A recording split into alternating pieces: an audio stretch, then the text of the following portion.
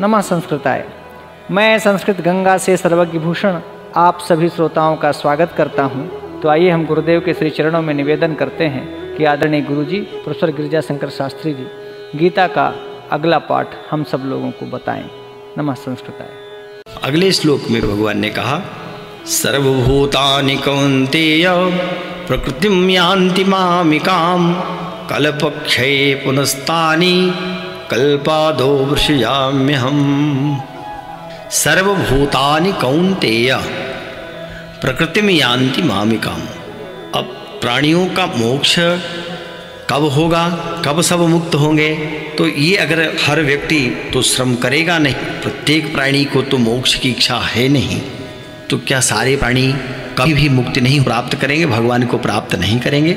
भगवान ने कह दिया कि अर्जुन, कल्प क्षय, जब कल्प का क्षय होगा, और यहाँ संकेत वही संबंध जोड़ते हुए बता दिया, हे कौन्तेय माने हे कुंती पुत्र अर्जुन, कल्प क्षय, जब कल्प का अंत होगा तब सर्वभूतानि मामिकाम प्रकृतिम यान्ति। सर्वभूतानि माने संपूर्ण भूत, सारे प्राणी, मामिका मेरी ही प्रकृतिम, प्रकृति को प्राप्त होते हैं, अर्थात प्रकृति में ही लय हो जाते हैं। तो ये सारे प्राणियों को आश्वस्त कर दिया भगवान ने कि जो मंद साधक हैं, जो तीव्र साधक हैं, जो बिल्कुल साधक ही नहीं हैं, इन सब को एक दिन ऐसा जरूर आएगा जब कल्पक्षय होगा। तो उस समय क्या होगा कि ये सारे प्राणी, भगवान कह रहे हैं, मेरी प्रकृति को ही प्राप्त हो जाएंगे, माने मेरी प्रकृति में लय हो जाएंगे। और कल्पादौ, तो कब तक लय रहेंगे, फिर अब नहीं आना होगा, ये मान लिया जाए? कहा कि नहीं, पुनः जब कल्प का आरंभ होगा, कल्पादौ माने कल्प के आदि में, आरंभ में, तानि अहम पुनः वृषयामि। तानि माने उनको, अहम माने मैं, पुनः माने फिर से, वृषयामि, वृष का अर्थ है रचना करूँगा, वृषयामि माने पुनः, सृजामि सर्जन करूँगा, रचना करूँगा। तो कल्प के आदि में प्रकट हो जाते हैं, कब तक चलते रहेंगे? जब तक कि कल्प का क्षय नहीं होगा। ये कल्प शब्द है क्या? तो कल्प वस्तुतः संकल्पना भी है, और कल्प ये संकल्प लिया जाता है कभी कोई अनुष्ठान यज्ञ आदि, अथवा कोई धार्मिक कृत्य करते हैं, अथवा कोई कार्य के जब प्रवृत्त होते हैं तो एक मानसिक संकल्प होता है कि कार्य करूं। तो ये संकल्प से ही कल्प बना हुआ है, एक प्रकार की कल्पना ही है कल्प भी। लेकिन यहाँ जो कल्प है वो ब्रह्मा के दिन से उसका संबंध है, क्षण क्षण जैसे हो रहा है। तो ये गणना जो अपने ज्योतिष शास्त्र में की गई, काल का विधान करने वाला ज्योतिष शास्त्र त्रुटि से इसकी गणना करता है, और त्रुटि ऐसी है जो कि 1 सेकेंड का 1000वां भाग होता है, वो त्रुटि होती है। तो त्रुटि से लेकर त्रुट्यादि प्रलयांत काल कलना मानव प्रभेदस्तथा, तो जहाँ तक कल्प का क्षय नहीं होता वहाँ तक ये गणना कर लेते हैं। तो इस हिसाब से जो सेकेंड से अब मिनट जाने, घंटा जाने, 24 घंटे जब होते हैं तो एक अहोरात्र, दिन रात्रि हो जाता है। दिन रात्रि से आप आगे बढ़ें तो सप्ताह, पुनः 15 दिन का एक पक्ष हो जाता है। उसके बाद 1 मास होता है तो उसको महीने को मास कहते हैं। 12 मास हो जाएंगे तो 1 वर्ष हुआ। और ऐसे जब वर्षों की संख्या देखते चलें, आगे बढ़ाएं, तो एक पितरों का फिर वर्ष हुआ, फिर देवताओं का वर्ष हुआ, और अंततः एक युग का मान पूर्ण होता है। तो चारों युगों को मिला करके जब ये चारों युग 1000 बार आवृत्ति करते हैं तो वो ब्रह्मा जी का एक दिन होता है, उसी को कल्प की संज्ञा दिया है। तो ब्रह्मा जब शयन करते हैं तो उस ब्रह्मा के शयन में चराचर जगत, जो प्राणी केवल मनुष्य को ही न समझें, इसमें जलचर, थलचर, नभचर और जो अन्य भी जीव जंतु हैं, वो सब एक साथ उसी परमात्मा के संकल्प से उसके हिरण्यगर्भ में अथवा ब्रह्मा में ही आकर के समाहित हो जाते हैं, लय को प्राप्त हो जाते हैं। ऐसे भी समझ सकते हैं कि जैसे पृथ्वी संपूर्ण बीजों को अपने में समाहित किए रहती है, और यथा अवसर जब जैसे वर्षा आदि होती हैं तो अनेक ऐसे वनस्पतियाँ दिखाई पड़ती हैं पृथ्वी में उगी हुई, जिनको बहुत व्यक्ति कभी कभी पहचान भी नहीं पाते हैं। उनका बीज कहाँ है? तो उसी पृथ्वी में है। या माहु सर्व बीज प्रकृति रीति यया, यही संपूर्ण बीजों की प्रकृति है, जन्म देने वाली है। तो इस पृथ्वी के सहित, पंच महाभूतों के सहित चराचर जगत, सारे प्राणी अंततः उस प्रकृति में ही, उसको ब्रह्मा ही कह लीजिए, परमात्मा की उस प्रकृति में सब समाहित हो जाते हैं, लय को प्राप्त हो जाते हैं। लेकिन कब होते हैं? जब कल्पक क्षय होता है। इसी को लोग प्रलय की संज्ञा दे देते हैं, ये प्रलय होता है। लेकिन अभी यह प्रलय आत्यंतिक प्रलय नहीं है, ये नैमित्तिक प्रलय है। अब निमित्त उपस्थित हो गया, समय पूर्ण हो गया, इसलिए नैमित्तिक प्रलय में कल्पक क्षय के समय में सारे प्राणी उस परमात्मा की प्रकृति में ही लय को प्राप्त हो जाते हैं। लेकिन अब अगर लय को प्राप्त हो गए तो हमेशा के लिए मुक्त हो गए। मुक्ति का जो सुख है वो सारे जीवों को मिलता है। जिसने कभी भी साधना नहीं किया वो भी मुक्त होता है, लेकिन तब उसको एक लंबा इंतजार करना पड़ता है। लेकिन वो उतने दिन ही मुक्त रहेगा जब तक कि एक युग नहीं बीत जाएगा। युग के बराबर जितना दिन होता उतनी रात्रि होती ब्रह्मा के। तो 4,32 करोड़ वर्ष जो दिन हुआ उतनी रात्रि, तो उतने दिन तक से ब्रह्मा में सब समाहित रहेंगे, बीज रूप से सब शांत रहेंगे। लेकिन जब फिर कल्प का आरंभ होगा, कल्पादि होगी, तो भगवान कह रहे हैं उन सारे प्राणियों को मैं ही पुनः सृजामि, विसृजामि, विशेष रूप से सृजन कर देता हूँ, विशेष रूप से रचता हूँ। तब आगे फिर भगवान अपनी प्रकृति का ही स्वरूप बताते हुए कह रहे हैं कि प्रकृतिम स्वामवष्टम्भ्य, प्रकृतिम स्वामवष्टम्भ्य दृश्यामि पुनः पुनः भूतग्राममिमं कृत्स्नं मवशं प्रकृतेर्वशात्। प्रकृतिम स्वाम अवष्टभ्य, प्रकृतिम प्रकृति, प्रकर्षेण कृति ही प्रकृति। और किसकी प्रकृति? स्वाम माने अपनी, अपनी प्रकृति। और कैसी प्रकृति है? त्रिगुणमयी प्रकृति। प्रकृति माने माया।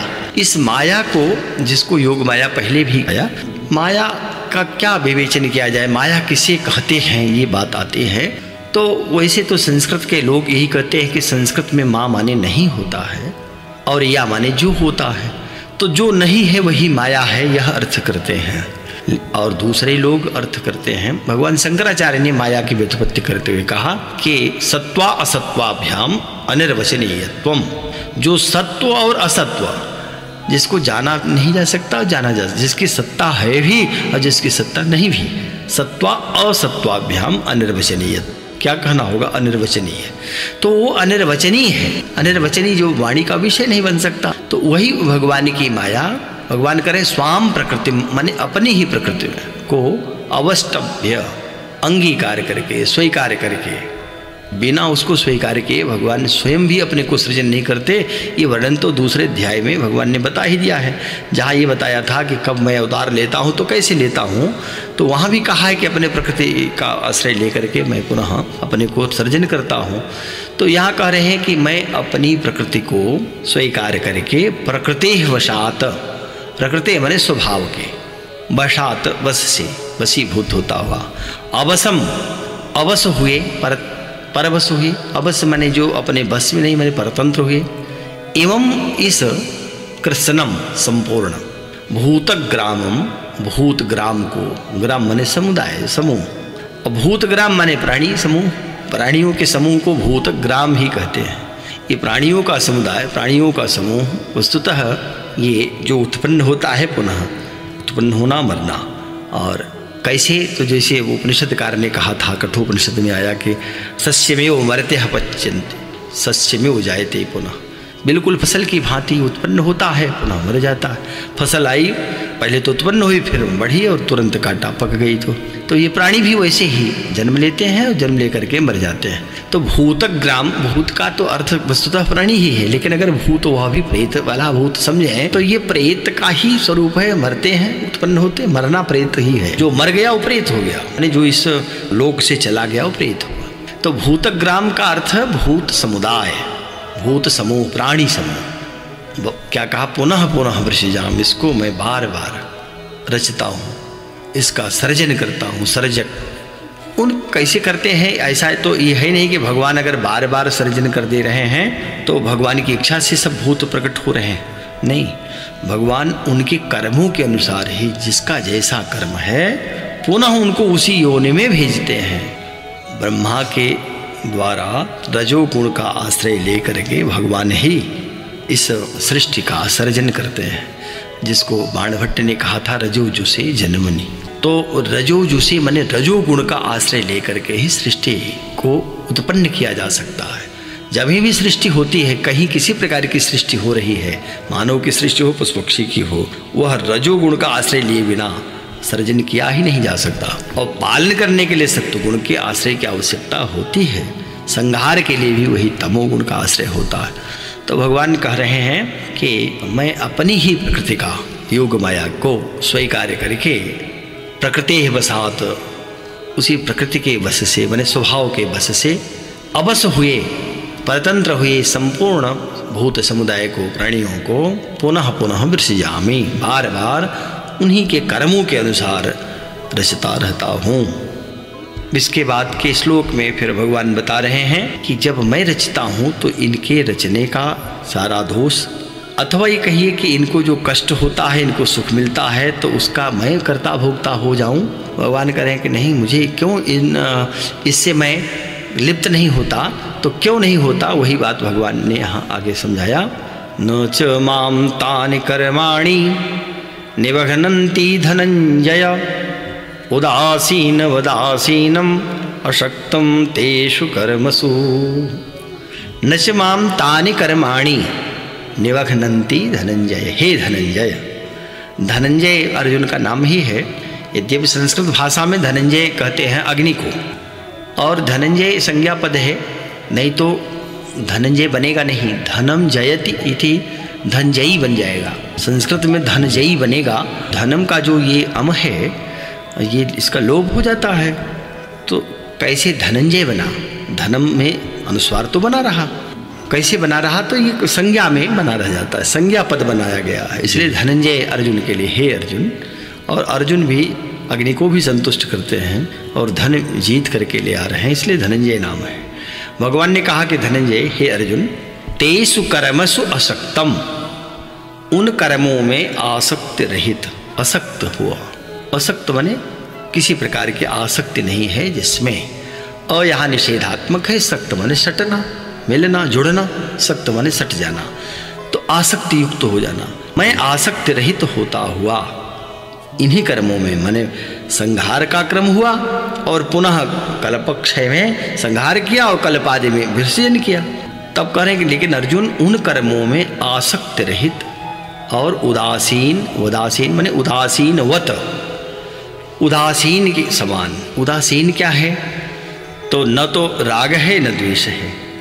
और उदासीन का एक अर्थ होता है जो फक्कड़ी भाषा में अर्थ किया विद्वानों ने, और वो है भी व्याकरण सदृश अर्थ है, व्याकरण सम्मत अर्थ है। वो है कि उत माने ऊपर और आसीन माने बैठना। तो इतनी ऊंचाई पर बैठ गए कि वहाँ से नीचे क्या हो रहा है न तो भय हो रहा है, हाथी है कि सुअर है, अथवा यहाँ मनुष्य है, हिंसक पशु हैं, क्या हो रहा है नीचे, इससे कुछ भी लेना देना नहीं। उसी को जो ऊपर उठकर बैठ गया। उदासीन तटस्थ को भी कहते हैं। तो तट पर स्थित जो है वो तटस्थ है। नदी में क्या बह करके जा रहा है या थल पर क्या हो रहा है, दोनों से कुछ लेना देना जिसे नहीं है, उदासीन है। तो उदासीन माने ऊपर ही आसीन बैठ गया है, और ऊपर क्या हो रहा है नीचे क्या, कुछ भी किसी प्रकार का अंतर नहीं। तो भगवान कह रहे हैं कि मैं उदासीन भाव से। उदासीन का अर्थ किया है विद्वानों ने कि जिसके संपूर्ण कार्य कर्तृत्व भाव के बिना अपने आप सत्ता मात्र से ही होते हैं, उसी को हम उदासीन कहते हैं। भगवान कह रहे हैं कि मैं उदासीनवत, उदासीन के सदृश आसीनम स्थित होते हुए, माम मुझ इस परमात्मा में मुझको तानि कर्माणि न निबध्नन्ति, वे जो कर्माणि माने कर्म हैं, वे संपूर्ण कर्म न निबध्नन्ति नहीं बांधते। तो कब बांधते हैं? जब व्यक्ति कर्मों में आसक्त युक्त हो जाता है। जिस प्रकार का भी कर्म करेगा उस कर्म में यदि उसकी आसक्ति हुई तो कर्म बंधन हुआ। आरंभ से ही भगवान समझाते चले आ रहे हैं। तो जब मनुष्य तो कर्म करता हुआ कर्मों के बंधन में पड़ जाता है और जीवन मृत्यु होती रहती है, तो ये बात तो परमात्मा भी कह रहा है कि हम तो सृष्टि का क्षय भी करते हैं कल्पादि में, कल्पक्षय में, और कल्पादि में सृजन करते हैं, तो वो कर्म ही तो हुआ। तो जब कर्म हुआ तो भगवान को भी कर्मों का बंधन होना चाहिए। तो भगवान समझा रहे हैं कि नहीं नहीं, मैं वहाँ उदासीनवत रहता हूँ, आसीन होता हुआ भी उदासीन हूँ।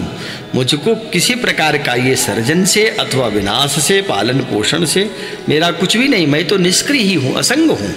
और संग तब किसका है? अच्छा, ये विचित्र बात है, आप असंग हैं और सृष्टि भी चल रही है, सृष्टि कैसे बढ़ेगी? तो परमात्मा कह रहे हैं कि देखिए, सृष्टि तो हमारी योग माया प्रकट कर रही है। अब योग माया पर ये बात हो जाएगी कि अच्छा, योग माया तो ये सृष्टि बढ़ाती चली जा रही है और पुरुष निष्क्रिय है, पुरुष असंग है, तो किसके बल से ये आखिर में सृष्टि कर रही है? ये तो ठीक उसी प्रकार से है जैसे सृष्टि माने किसी को बच्चे होते हों और उसका पति कहे कि मैं किसी प्रकार का, मेरे इससे कुछ लेना देना नहीं, मैं असंग हूँ, लेकिन फिर भी सृष्टि हो रही है, तब तो ये उस पर आक्षेप हुआ एक प्रकार का। तो भगवान कह रहे हैं नहीं नहीं, मेरा तो किसी प्रकार का इससे लगा वो नहीं है, न मेरा द्वेष है न राग है, मैं इन सब से ऊपर उठ गया और कैसा हूँ, उदासीनवत हो गया हूँ। उदासीन होकर के ये सारे संरचनाएं हो रही, प्रकृति कर रही है। तो प्रकृति जो त्रिगुणात्मिका है, प्रकृति त्रिगुणमयी, इन 3 गुणों के आश्रय से ही जन्म होना और उसी के आश्रय से पालन होना, उसी के आश्रय से इसका विनाश होना, तीनों हो रहा है। तो प्रकृति आखिर में है किसकी? अजा प्रकृति तो परमात्मा की है, और परमात्मा कहता है मेरा कोई इससे दूर दूर तक साथी नहीं, मैं तो असंग हूँ। फिर तो बात विचित्र लग रही है कि अब सारा दोष तो प्रकृति का होगा, कि प्रकृति ही ऐसा कर रही है। तो इसको भगवान और साफ करना चाहते हैं। आगे श्लोक में भगवान बता रहे हैं कैसे जो है आखिर में इसकी सृष्टि भले प्रकृति करती हो, पर उसका कारण क्या है भगवान आगे समझा रहे हैं। आगे भगवान ने फिर समझाया कि ठीक है, यद्यपि मैं असंग हूँ, फिर भी मयाध्यक्षेण प्रकृति ही सूयते सचराचरम हेतुनानेन कौन्तेय जगद्विपरिवर्तते। भगवान ने कहा कि ठीक है, मैं असंग तो हूँ, पर मयाध्यक्षेण प्रकृति ही सूयते, प्रकृति ही सूयते, प्रकृति उत्पन्न कर रही है, पैदा कर रही है। सूयते, सू यहाँ पर शवे धातु, उत्पन्न करने के अर्थ में। हे कौन्तेय, कौन्तेय कुंती पुत्र अर्जुन, स्त्रीभ्यो ढक होता है, सूत्र है पाणिनि का, स्त्रीभ्यो ढक। स्त्रीभ्यो ढक माने स्त्रीवाचक शब्द से ढक प्रत्यय जब करते हैं तब पुमान अर्थ, उसका संतान अर्थ आता है। तो कुंती से ढक हुआ तो कौन्तेय बना। हे कौन्तेय, हे अर्जुन, मया अध्यक्षेण, मुझे परमात्मा के, अध्यक्षेण माने अध्यक्षता में, मेरे अधिष्ठाता के सकाश से माने संपर्क से, अथवा यही बस इतना ही कहें कि मेरी अध्यक्षता में। तो अध्यक्षता तो भगवान की ही रहेगी। अध्यक्ष का अर्थ होता है अधि अक्षम। अधि का अर्थ चाहे धी करें चाहे तो अधिक, ह्रस्व करें चाहे दीर्घ करें, अध्यक्ष बनेगा। अधि अक्ष, अध्यक्ष। तो क्या होता है कि अक्ष कहते हैं एक एक व्यक्ति को, अक्ष का अर्थ मूढ़ भी कहा गया है, अक्ष उसको भी कहते हैं जिसमें धुरा होता है, जो सबको चलाता है। और अध्यक्ष माने सर्वश्रेष्ठ, और बाकी सब जो हैं उनको एक एक तो अक्ष अक्ष हैं, सबका जो स्वामित्व जिसको दे दिया गया वो अध्यक्ष कहा गया। जितने भी सभा सोसाइटी होती हैं उसका जो अध्यक्ष होता है उसका भी यही अर्थ है कि उसकी देखरेख में अगर गलती कोई कर रहा है तो उसको सुधारेगा, उसको संचालित करेगा। कौन करेगा? अध्यक्ष। एक प्रकार से भगवान ने यहाँ स्वीकृति दे दिया कि प्रकृति जो उत्पन्न कर रही है सृष्टि को वो मेरी ही अध्यक्षता में कर रही है, माने मैं ही हूँ इसका वो। लेकिन भगवान स्वयं कर्ता नहीं बनना चाहते, उस प्रकृति को उन्होंने अपना ये भाव कह दिया कि देखो भाई, मयाध्यक्षेण प्रकृति ही सचराचरम सूयते। हे अर्जुन, मेरी ही अध्यक्षता में यह प्रकृति माने माया, अनिर्वचनीय माया, चराचरम सचराचरम, चराचर सहित संपूर्ण जगत को सूयते, प्रकट कर रही है, रच रही है। और कहा हेतुना अनेन, अनेन हेतुना, अनेन माने इसे जो बात कही ऊपर बताया उसी हेतु से, हेतु माने कारण से, जगत भी परिवर्तते, यह संसार परिवर्तित हो रहा है। भी परिवर्तित, परिवर्तित ही अपने आप में परिपूर्ण, लेकिन भी परिवर्तित विशेष रूप से भ्रमित हो रहा है, घूम रहा है। यह संसार आवागमन रूप चक्र में जो घूम रहा है, ये किस कारण से घूम रहा है?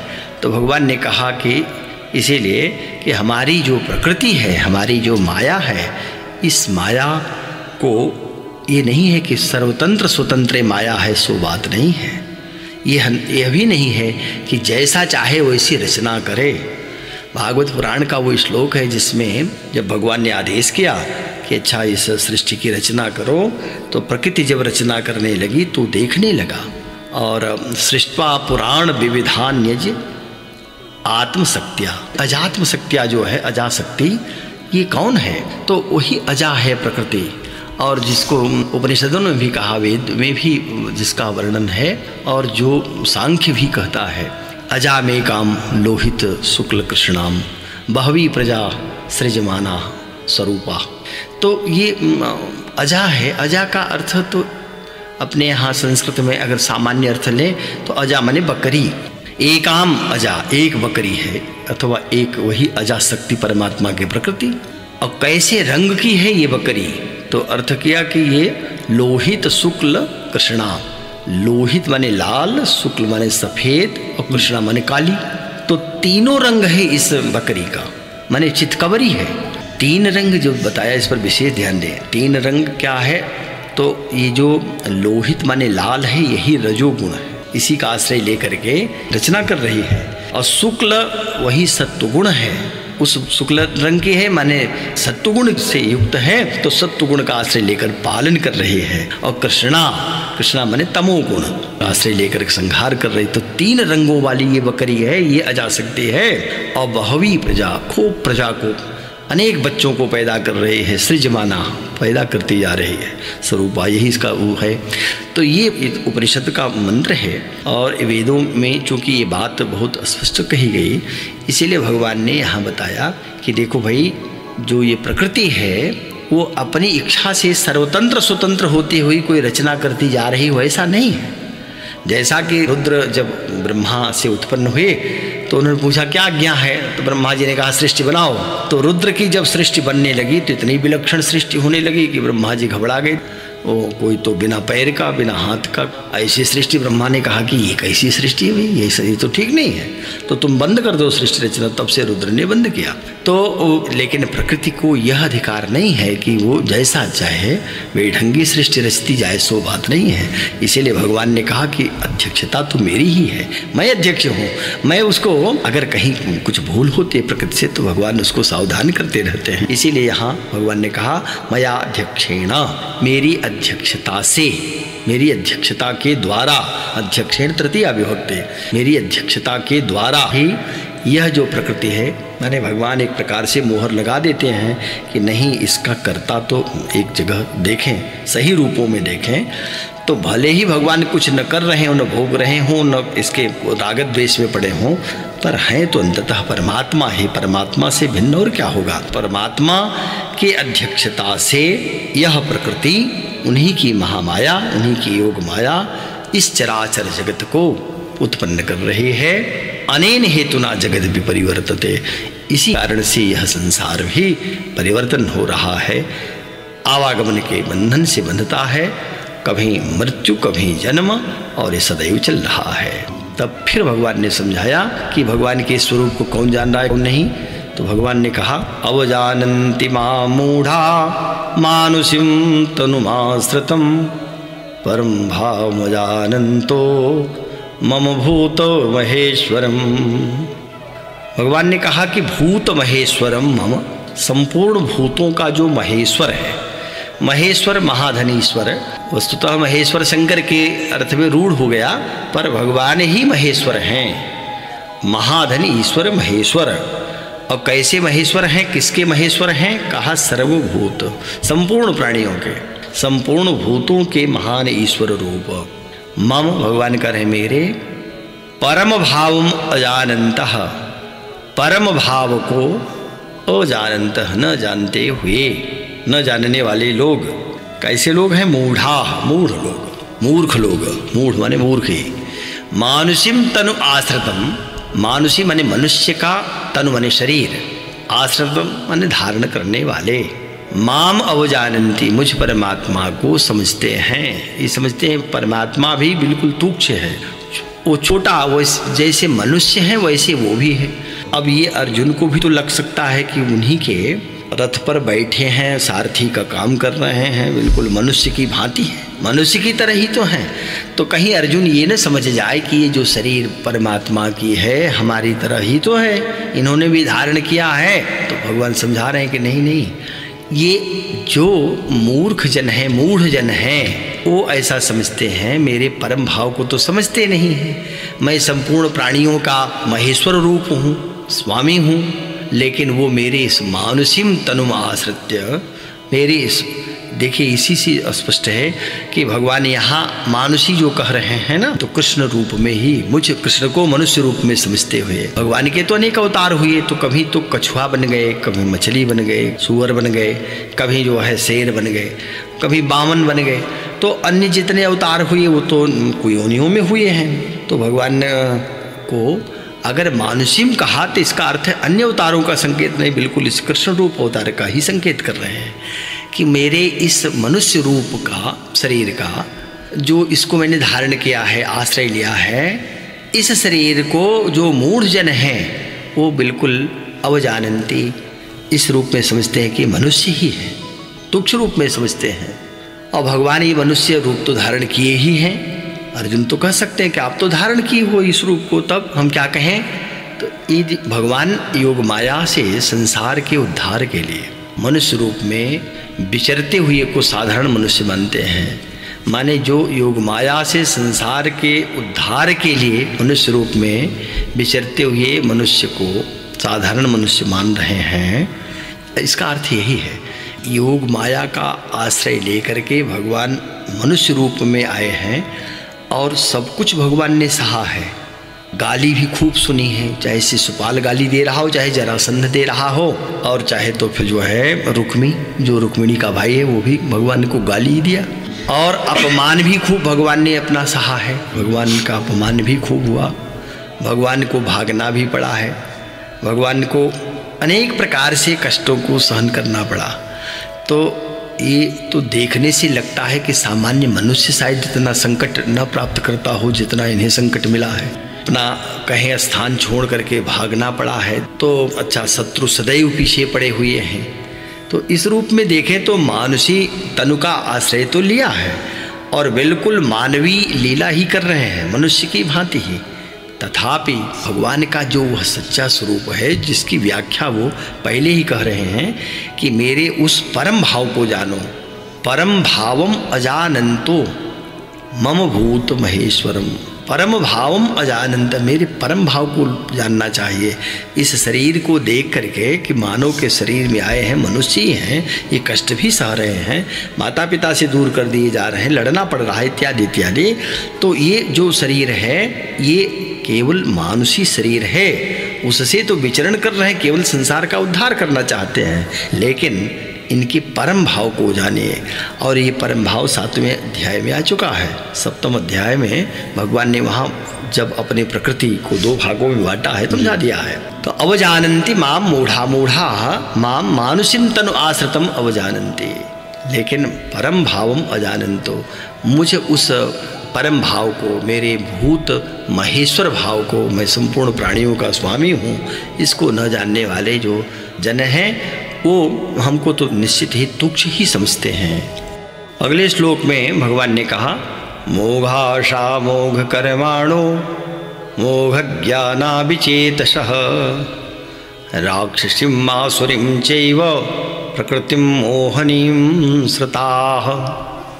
मोघाशा मोघ कर्माणो मोघ ज्ञानाभिचेतसः। मोघ आशा, आशा आसमंतात अश्नुते व्यापनोति मानवानां चेतांश इत्याशा, माने जो सभी ओर से चित्त को व्याप्त कर ले, आशा है। और मोघाशा माने झूठी आशा, व्यर्थ की आशा। मोघ माने झूठा, व्यर्थ, पहले भी आ चुका है। तो मोघ माने व्यर्थ, झूठा, मिथ्या। मोघ आशा माने झूठी आशा। अमोघ कर्माणः, झूठा कर्म। और मोघ ज्ञानाः, वृथा माने मिथ्या ज्ञान वाले। विचेतसः, जिनका चित्त विगतः, एक प्रकार से विनष्ट हो गया है, अथवा कह लीजिए जो अज्ञानी जन है। विचेतस माने अज्ञानी जन। राक्षसीम, राक्षसों के, च और आसुरीम असुरों के, तथा मोहिनीम मोहित करने वाले, तामसी प्रकृतिम एव श्रताः प्रकृति को ही धारण किए हुए हैं, प्रकृति माने स्वभाव को ही। अब देखें इसमें 3 प्रकार की प्रकृति अपनी भगवान ने बताई। एक प्रकृति बताया राक्षसी, दूसरी बताया आसुरी, तीसरी बताया मोहिनी। 3 प्रकृति हैं। तो इन 3 प्रकृतियों को यद्यपि भगवान और 16वें अध्याय में वर्णन करेंगे, बताएंगे, पर यहाँ ये बता रहे हैं कि देखिए जान लीजिए राक्षसी क्या स्वभाव है, आसुरी क्या है और मोहिनी क्या है। तो मोघासा मोघ कर्माण मोघ ज्ञानाः, ये अज्ञानियों के लिए ही तीनों प्रकृतियां हैं। राक्षसी जो वृत्ति है, प्रकृति है, तो वो क्या है कि एक प्रकार से अंधतम प्रकृति, और अंधतम और आसुरी में घोर अंधतम, और मोहिनी माने बिल्कुल मोहित हो गए हैं। तो ये तीनों जो प्रकृति है माने घोर गहन अंधतम की प्रकृति है। और ये तीनों तामसी प्रकृति हैं। तम के 3 रूप हैं। एक तो आसुरी जो वृत्ति होती है उसमें थोड़ा रजोगुण भी मिला रहता है, कुछ प्राप्त करने की इच्छा बनी रहती है। ये है राक्षसी। राक्षस उद्यम करता है अपने को कुछ प्राप्त कर लें। और आसुरी वृत्ति तो यद्यपि असुरत्व को प्राप्त होने वाली ही वृत्ति है, पर मोहिनी तो अत्यंत घोर वृत्ति है, माने जहाँ व्यक्ति मोहित होता हुआ उसे किसी प्रकार का बोध नहीं रह जाता, मोहिनी प्रकृति है। तो कहा मोघासा माने जिसमें किसी प्रकार की आशा नहीं, व्यर्थ ही है वो। और मोघ कर्म, कर्म भी व्यर्थ, बिना किसी प्रयोजन के, निष्प्रयोजन कर्म, वृथा कर्म। और मोघ ज्ञाना, मोघ अज्ञान भी जिनका है, ज्ञान बिल्कुल वृथा। तो देखिए आशा जो हो रही है कि हम इस वस्तु को प्राप्त करेंगे, यही आशा है। यह तो एक प्रकार की वृत्ति है राक्षसी वृत्ति, मोघ आशा की। अमोघ कर्म आसुरी कर्म है, माने व्यर्थ कर्म, जितने भी व्यर्थ कर्म है विकर्म जो, ये तो व्यर्थ ही है सब। तो इसको कहा कि ये कर्म कैसा है, किस वृत्ति से हो रहा है, तो आसुरी। और मोघ ज्ञानाः, जिनका ज्ञान बिल्कुल लुप्त हो गया, मोहित हो गया है, कुछ भी पता नहीं है, वह है मोहिनी वृत्ति। इन 3 वृत्तियों का श्रता माने आश्रय लिए हुए, धारण किए हुए, आश्रय लिए हुए क्या हो रहा है, बेचेतसः जो अज्ञानी जन हैं वह प्रकृति में एवं श्रद्धा, अपने स्वभाव को ही धारण किए रहते हैं। वो जीव की वृत्ति क्या हो रही है कि 3 प्रकार से जीवों की वृत्ति प्रकृति हो जा रही है। एक प्रकृति है राक्षसी की भांति, राक्षसी प्रकृति जो मोघासा है, माने केवल आशा रख रहा है कि हमें ये वस्तुएं प्राप्त होती रहेंगी, कार्य कुछ नहीं करना है, बस केवल आशा रखना, वो आशा मोघासा। और मोघ कर्म, ये मोघ कर्म किसे कहा, तो कहा कि दूसरी जो आसुरी वृत्ति है, यह कर्म वृथा कर्म कर रहा है, जिस कर्म से किसी प्रकार का अपने को लाभ नहीं है, सदगति नहीं होनी है, वह कर्म जो है व्यर्थ का कर्म, विकर्म, यही है आसुरी वृत्ति। और तीसरी जो वृत्ति है, तीसरी जो प्रकृति है, वो है मोहिनी। तो उसके लिए विशेषण है मोह ज्ञाना। मोह ज्ञान माने इतना मोह को प्राप्त हो गया है, मोहित हो गया है, माने गहन अंधकार में, घोर अंधकार में, जहाँ कुछ भी दिखाई न पड़े। तो जब कुछ भी दिखाई नहीं पड़ता है तब किस प्रकार का क्या करेगा, तो वहाँ उसके लिए मोहिनी वृत्ति कहा, मोहिनी प्रकृति कहा। इन्हीं का आश्रय लिए हुए ये जीव व्यर्थ ही भ्रमण कर रहा है।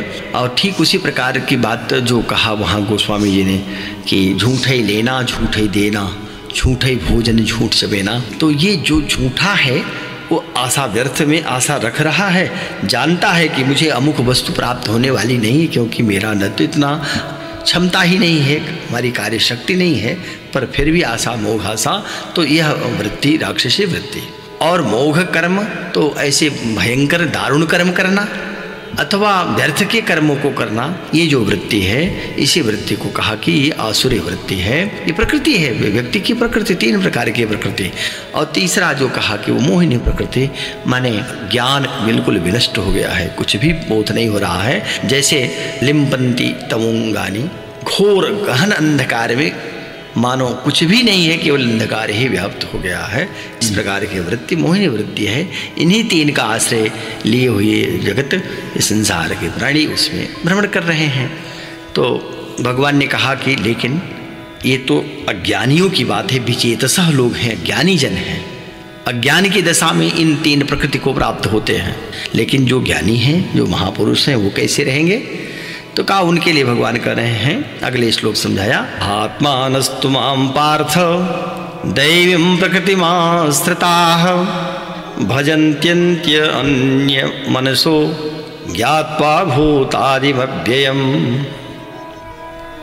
अनन्य मनस भजन्ति अनन्य मनसो, जो अनन्य मन से मेरा भजन कर रहे हैं। और ज्ञात्वा भूतादिमव्ययम्, तो तू मने और पूर्व वाले श्लोक से संदर्भ जोड़ते हुए, और हे अर्जुन, हे पार्थ, हे प्रथापुत्र अर्जुन, दैवीं प्रकृति आश्रिता, दैवी माने देवता, दैवी दिव्य प्रकाशमान, ऐसी प्रकृति के आश्रिता माने आश्रित हुए, दैवी प्रकृति के का आश्रय लिए हुए महात्मान, जो महान आत्मा है, महापुरुष जन हैं, जो संत जन हैं, वे माम भूतादिकम अव्ययम ज्ञात्वा, माम माने मुझको, भूतादिम सब भूतों का सनातन कारण, और अव्ययम व्यय रहित माने नाश रहित अक्षर स्वरूप अविनाशी, ज्ञात्वा जान करके, अनन्य मनसः संतः भजन्ते, अनन्य मन से, मनस बने युक्त हुए, मन के द्वारा अनन्य मन से भजन्ति माने भजन करते हैं, निरंतर भजते रहते हैं। तो वो जो पूर्व वाले श्लोक में कहा कि जो उन तीन प्रकृति के लोग हैं वो तो अज्ञानी जन हैं, वो भगवान से किसी प्रकार का उनका संबंध नहीं है, भगवान का कभी भजन भी नहीं करेंगे, वो तो घोर अंधकार में पड़े हुए हैं। लेकिन जो लोग संत हैं, जो महापुरुष हैं, जो महात्मा जन हैं, वह दैवीं प्रकृतिम आश्रिताः, दिव्य प्रकृति के प्रकाशमान प्रकृति को आश्रिता आश्रय लेकर के, और मुझे कैसा जानते हैं, किस प्रकार से मानते, भूतादिम, मुझे मानते हैं कि सारे प्राणियों का जो आदि कारण है, जो सनातन कारण है, और मुझे क्या मानते हैं, अव्ययम माने अव्यय मानते हैं, अविनाशी मानते हैं, मानते माने जानते भी, मुझे अविनाशी समझते हुए, अविनाशी जानते हुए, संपूर्ण प्राणियों का कारण जानते हुए, ऐसा ज्ञात्वा जानकर मान करके, अनन्य मनसः मां भजन्ते, अनन्य मन से, अनन्य मन का अर्थ है कि न अन्यः इति अनन्यः, अन्य किसी में जिसका मन नहीं जा रहा है, केवल एकमात्र उसी परमात्मा को अनन्य भाव से भजते रहते हैं। और इनकी प्रकृति कैसी है महात्माओं की? कहा दैवी प्रकृति में आश्रिता, दैवी प्रकृति को का आश्रय लिया। दैवी प्रकृति जो प्रकाश में जो जीते हैं, जो प्रकाश की ओर बढ़ रहे हैं, उनकी प्रकृति दैवी प्रकृति है, वही महात्मा है, महापुरुष हैं। और जो अंधकार की ओर बढ़ रहे हैं, तो जितने दुष्ट कर्म हैं, विकर्म हैं, वो तो अंधकार की ओर ही ले जाते हैं। और वही है आसुरी भाव, असुरस्य भाव हित आसुरीयम। आसुरी भाव का अर्थ भी यही है कि वह हमेशा अंधकार को खोजता है, और जो जिनका हृदय निश्चल है, जो महापुरुष जन है, वो प्रकाश की ओर ही बढ़ते हैं। तभी तो हमारी श्रुति कहती है कि कभी भी तमस की ओर मत जाइए, प्रकाश की ओर जाइए, तमसो मां ज्योतिर्गमय। तो तमस की ओर जाने वाले, उनकी तीनों की तीन अलग अलग प्रकृति बता दिया है। लेकिन जो महापुरुष जन हैं, वो जानते हैं कि भगवान ही इस चराचर जगत के आदि कारण हैं, और वो कभी विनष्ट नहीं होते, वो तो अव्यय हैं, उनका कभी विनाश नहीं है, वही अक्षर हैं, वही अविनाशी हैं। ऐसे उस हमको जानते हुए अनन्य भाव से ही निरंतर भजनते, मेरा भजन करते रहते हैं। तो आज का पाठ यहीं पर समाप्त होता है। अगले पाठ के साथ, गीता के अगले अध्याय के साथ गुरुजी फिर उपस्थित होंगे। तब तक के लिए नमः संस्कृताय।